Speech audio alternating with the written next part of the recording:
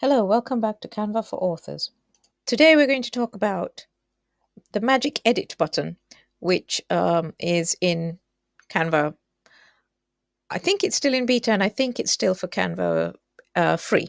What you would use it for is to use the AI to change what's in your image a little bit. The example I'm going to show you is where you have an image where it's for a book cover, for example, and you're using a landscape image and your book cover is portrait, so you need to fill up empty space. Before we do that, don't forget to like and subscribe. And if you find these useful, please tell all your friends. If you'd like to talk to like-minded authors about Canva, join our free Facebook group, Canva for Authors. The link is in the description. Okay then, let's go. So I've got here a image which is 1600 by 2560, I think it is. Right, that's the size for a Kindle. And I'm going to use the image that I used before in a previous video where I extended the height of it by merging two photos together, which is, to be honest, the way I would suggest that you extended the sky rather than this method, because this is a bit uncanny valley, to be honest, what comes up. And just because you can use it, I don't know whether you should use AI. That's a whole other discussion that I won't go into right now. Okay, so we found same image. There's the woman with her suitcase walking off into the distance. Now, I found that if you want to add things to an image, you have to be able to describe it. So I don't know how to describe this road, for example, but I do know how to describe sky. So, right, what I'm going to do is I'm going to put this here, put it in roughly the right position, download it as a JPEG, so it's a flat image.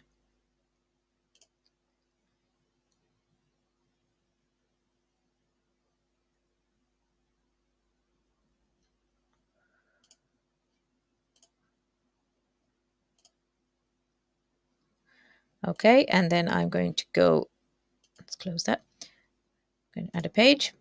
I'm going to go to uploads. I'm going to re-upload the file.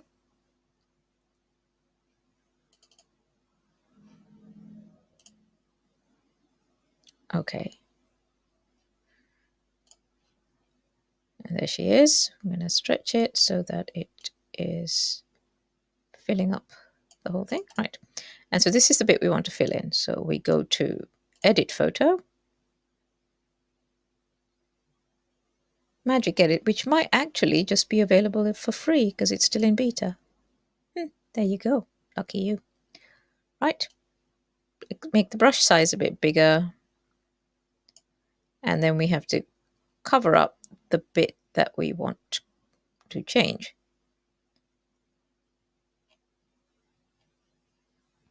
Oh, it's a bit janky today. There we go.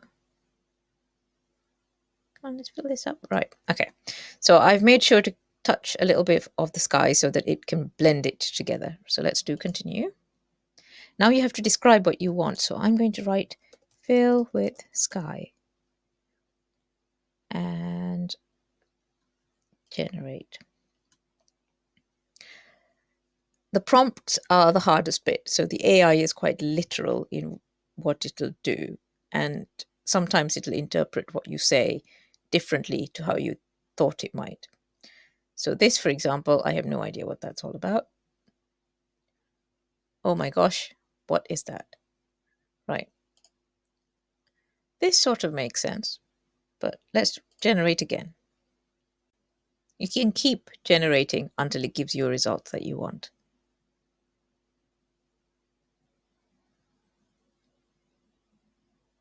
Yeah, no.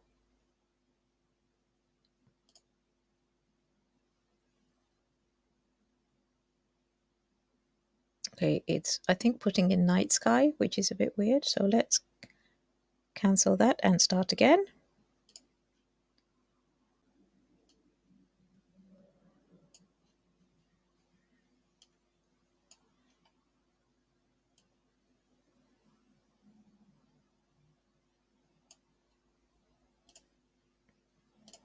Let's just try sky.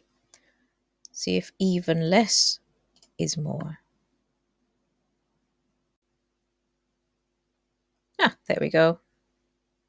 It's not brilliant because it doesn't quite match, but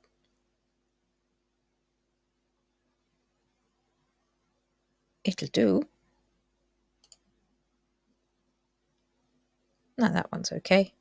Still going a bit night sky there, but yeah. So there you go. You've extended your image all the way to the top, and you could now use it. Like I say, I don't know whether you should use it, but you can. I also tried it making a portrait picture landscape, so widening the sides out. It doesn't work at all with people. It works better when it's things like landscapes.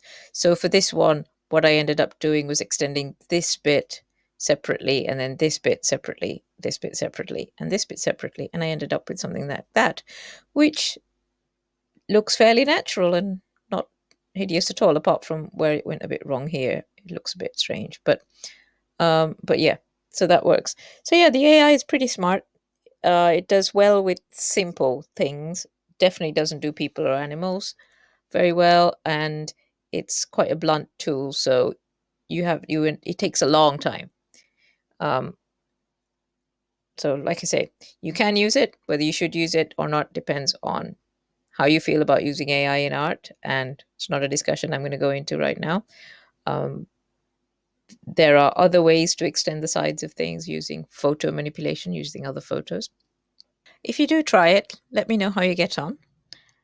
And if you find these videos useful, please tell all your friends. If there's anything you'd like me to have a look at and work out how to do, again, pop a note in the comments or contact me on social media and I will see what I can do. Well, good luck and thank you for your time.